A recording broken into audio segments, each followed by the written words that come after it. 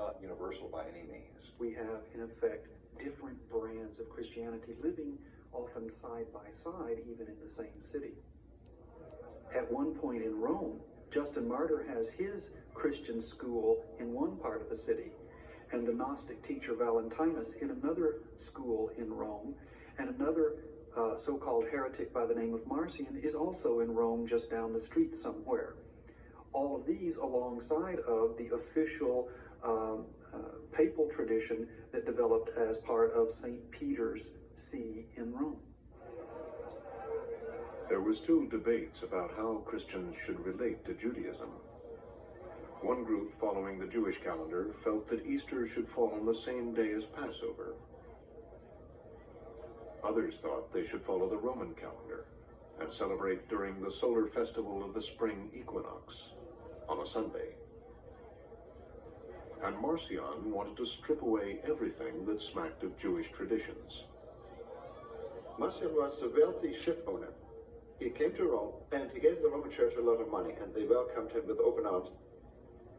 But he felt that the original Christian gospel was no longer preserved. And he thought that only the Apostle Paul had the true gospel.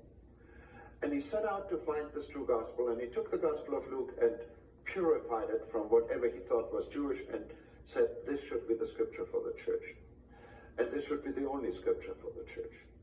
And the Roman Church became very suspicious of his manipulations with the Gospel of Luke. It is reported that they gave the money back to him and said, thank you very much, but we don't want you and your gospel.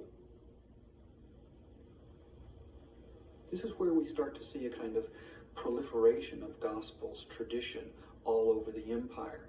And by the 3rd and early 4th century, there are more Gospels than you can actually count, and certainly more than you can easily read within a Bible.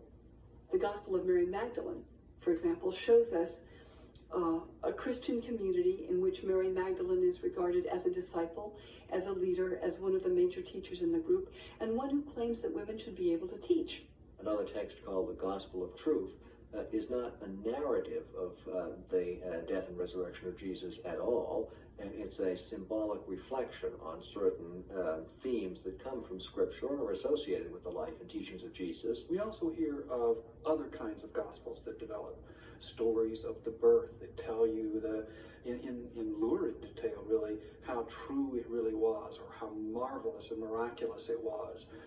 Stories of traveling apostles to all kinds of strange lands. Thomas, who goes to India, Andrew, who goes out to some strange world, and so on.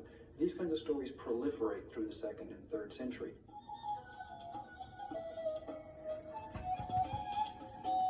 One of the important discoveries at Nag Hammadi was a complete copy of the Gospel of Thomas, written in